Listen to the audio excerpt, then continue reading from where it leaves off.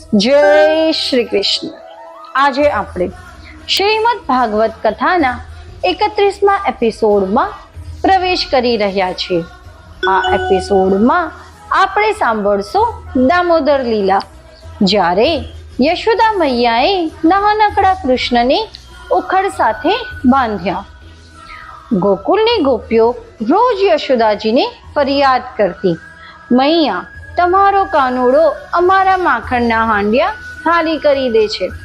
યશોદા મૈયા હસીને ક્યારેક કહેતા, એ તો મારો નટખટ છે, તમે એને પકડીને મારું નામ બોલાવજો। પણ એક દિવસ યશોદાજીએ પોતે કાનુડાની આ લીલા જોઈ। એક સવારે જ્યારે યશોદાજી દૂધ ઉકાળી રહ્યા હતા, ત્યારે નાનકડા કૃષ્ણએ માખણ ખાવા માંડ્યું। યશોદાજી એને પકડવા માટે દોટ મૂકી। કાનુડો ડરીને ઘરના ખૂણામાં છુપાઈ ગયો, પણ માતા યશોદાજીએ પોતાના આ નટખટ બાળકને પકડી જ લીધું। તેણે વિચાર્યું, આજે એને થોડી શીખ આપવી જ પડશે।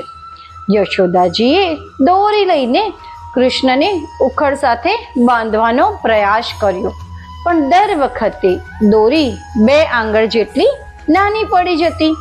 યશોદાજી વારંવાર પ્રયત્ન કરતા, દોરી વધારતા રહેતા, પણ હંમેશા 2 આંગળનો તફાવત રહી જ જતો। અંતે જ્યારે યશોદા મૈયાએ હૃદયપૂર્વક પ્રાર્થના કરી અને માતૃત્વ પ્રેમનો પ્રયત્ન કર્યો, ત્યારે દોરી પૂર્તિ થઈ ગઈ અને કૃષ્ણ ઉખડ સાથે બંધાઈ ગયા। આ લીલા આપણને શીખવે છે કે ભગવાનને કોઈ દોરી કે બંધનથી બાંધી શકાય નહીં, પરંતુ પ્રેમના બંધનથી ભગવાન સ્વયં ભક્તના વશ થઈ જાય છે। 2 આંગળનો તફાવત દર્શાવે છે કે 1 ભક્તનો પ્રયત્ન અને 2 પ્રભુની કૃપા, આ બંને સાથે મળીને ભગવાન સુધી પહોંચાડે છે। આગામી એપિસોડમાં આપણે સાંભળશું નાલકુંવર અને મણિગ્રીવની મુક્તિ। કૃષ્ણ ઉખડ ખેંચતા જ 2 વૃક્ષો ધરાશાયી થયા। મિત્રો, આજે આપણે સાંભળ્યું યશોદા મૈયા દ્વારા કરવામાં આવેલ દામોદર લીલા।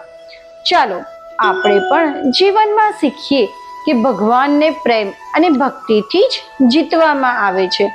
માટે જ ચેનલને સબસ્ક્રાઇબ કરવાનું ભૂલશો નહીં। લાઈક કરો અને આ પવિત્ર સંદેશ અનેક ભક્તો સુધી પહોંચાડો। જય શ્રી કૃષ્ણ।